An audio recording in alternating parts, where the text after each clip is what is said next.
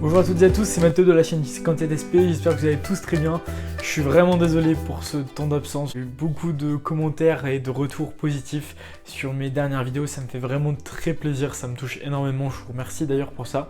Donc voilà, comme je l'ai dit, je m'excuse pour mon absence. Donc aujourd'hui je vais faire une nouvelle vidéo, donc ça va être sur mon futur examen qui va arriver d'ici quelques jours parce que c'est déjà samedi, samedi 15 juin. Donc je vais vous parler de mon futur examen, donc mon examen JSP2 pour passer en JSP3. Alors dans ma dernière vidéo, pour savoir comment devenir jeune sapeur-pompier, vous avez pu voir que chaque fin d'année, il y a un examen pour passer au stade supérieur. Je suis actuellement en JSP 2 niveaux, donc il faut que je passe au 3e. Donc c'est pour ça que je vais à un examen donc samedi de 7h45 à environ 12h30, 13h. Donc j'ai la feuille et ma convocation d'examen juste ici, donc je vais vous la lire. J'ai rendez-vous donc à un CIS, donc un centre d'incendie et de secours. Donc un autre centre que de chez moi, donc c'est pas le même. J'ai un accueil des candidats donc à 7h45, donc pour 7h45 je devrais être là-bas. Ensuite j'ai une épreuve écrite JSP2 à 8h. Donc l'épreuve JSP2 écrit, donc ce sera tout ce qu'on a fait de l'année. Donc par exemple des questions sur les cours qu'on a fait le samedi matin et sur tout ce qui s'ensuit. On peut également avoir des questions sur l'année d'avant, donc c'est-à-dire en JSP1, il peut y avoir des questions qui peuvent revenir.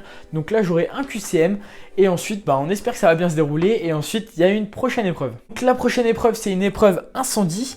Donc l'épreuve incendie, ça va consister à savoir qu'est-ce que l'incendie déjà, enfin comment fonctionne un incendie, comment lutter face à un incendie, les engins utilisés contre l'incendie, tous les cours qu'on a fait dans la rubrique incendie, on sera questionné dessus et on devra faire les épreuves parce qu'il y a des manœuvres bien sûr en JSP2 en examen. Ensuite, il y aura l'épreuve LSPCC. Donc l'épreuve LSPCC, c'est tout simplement le lot de sauvetage et de protection contre les chutes. Donc pour ceux qui ne connaissent pas, je vous mettrai une photo là ou là. Ce qui va nous permettre de faire des progressions sur toiture par exemple. On va se munir d'un baudrier. Je parle dans le langage couramment pour que tout le monde puisse comprendre. On va se munir d'un baudrier et faire une progression sur toiture et être assuré par son collègue. Il y aura également l'échelle à coulisses. Donc l'échelle à coulisses, c'est une échelle tout simplement à deux plans avec une corde ou qu'on appelle aussi un trait avec le parachute. Donc on va venir déployer pour accéder par exemple à des sauvetages, à des protections de bâtiments, même pourquoi pas des attaques de feu. Il y a deux types d'échelles aussi chez les pompiers, donc comme l'échelle accrochée et l'échelle à coulisses, celle que je viens de vous dire. Là pour l'instant cette année je suis juste évalué sur l'échelle à coulisses parce que je suis seulement en deuxième année. Je pense que l'année prochaine en examen JSP3 je serai évalué sur l'échelle accrochée. Ensuite j'aurai une épreuve donc sur l'ARI. Donc l'ARI je vous en ai parlé dans ma dernière vidéo il me semble. Donc l'appareil respiratoire isolant. Je devrais décrire donc cet appareil de A à Z, le connaître sur le bout des doigts. Je devrais dire par exemple la composition du masque, composition de la bouteille, enfin bref, toute la composition de cet appareil respiratoire isolant, je devrais le connaître sur le bout des doigts et je devrais le décrire au formateur face à moi. Et ensuite, pour finir à mon examen, il y aura l'épreuve donc d'IV, donc le lot d'hiver. Donc ça va être par exemple tout ce qui est cellule éclairage. Donc moi cette année, ce sera uniquement sur de l'électrique si je me trompe pas, parce qu'il me semble pas qu'on ait le thermique. Ou c'est l'inverse, je ne sais plus exactement.